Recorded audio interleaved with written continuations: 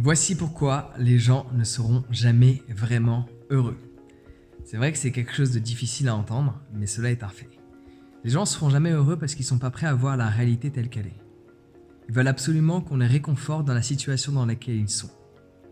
Ils veulent favoriser le syndrome de la victimisation. C'est pas ma faute à moi. Ta-da-da-da. Tu connais la chanson ? Arrête de la chanter. Supprime-la de ton téléphone. C'est vrai. La plupart des gens ne seront jamais heureux et c'est triste. Ils ne sont jamais vraiment heureux. Parce que ils se préoccupent trop de ce que les gens vont penser. Tu vois, je pourrais jamais vraiment être heureux si je n'osais pas m'exprimer tel que je le fais. Je sais exactement la réaction des gens. Quand tu as partagé plus de 1300 vidéos, tu connais la réaction des gens par cœur. Avant que tu t'exprimes juste en lisant le titre, pendant que tu t'exprimes et après que tu te sois exprimé. Mais je ne laisse pas ce que les gens pensent de moi m'empêcher d'être ce que je pense de moi. Ça aide à être heureux. Se préoccuper de ce que toi tu penses, de la valeur que toi tu te portes, plus que la valeur que les autres te portent. La valeur que les autres te portent a de l'importance, a de l'intérêt, mais beaucoup moins que la valeur que tu te portes. Quand j'ai des discours tels que « la dépression n'existe pas », les gens, ils ont des réactions prévisibles à 1000 fois. Je les ai vus à 1000 km. Genre ma vision, elle va très loin. Les gens considèrent la dépression comme étant négatif. Ils n'en veulent pas dans leur vie, mais ils défendent le principe. Et après, ils veulent être heureux. Ils veulent qu'on les réconforte dans ce qu'ils expérimentent parce qu'ils ne veulent pas fournir les efforts nécessaires, c'est-à-dire voir la réalité telle qu'elle est, en assumer sa responsabilité, accepter que ça fasse mal de voir la réalité d'aujourd'hui qui est je suis responsable, ou je suis aujourd'hui c'est grâce ou à cause de moi, assumer cette réalité, assumer notre réalité, assumer l'instant dans lequel on est, nous permet d'aller de l'avant, de changer les choses.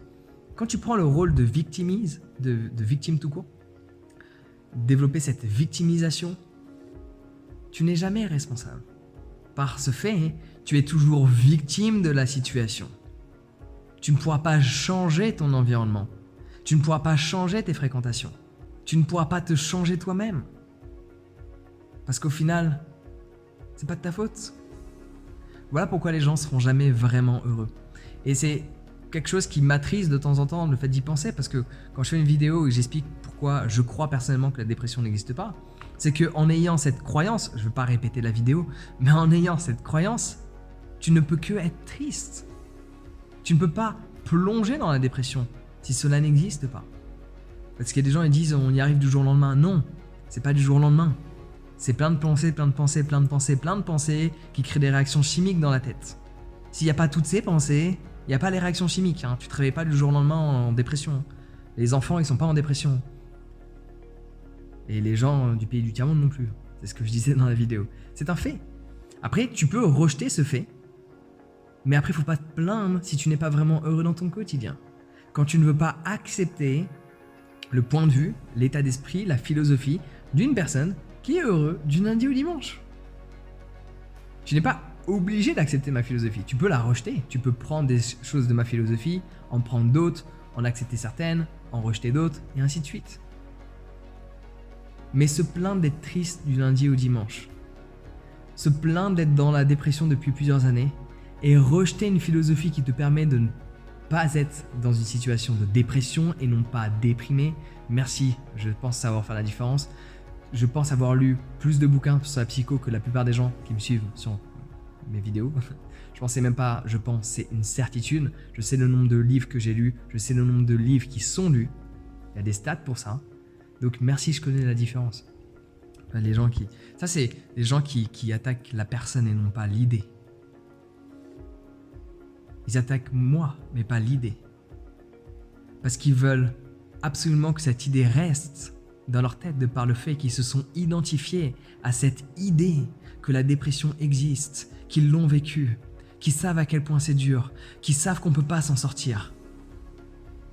Ça veut bien dire que ça doit être agréable vu que tu ne veux pas t'en sortir.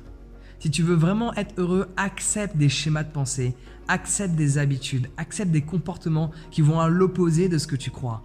même si ça fait mal, même si tu ne les veux pas, parce qu'ils changent ta structure mentale.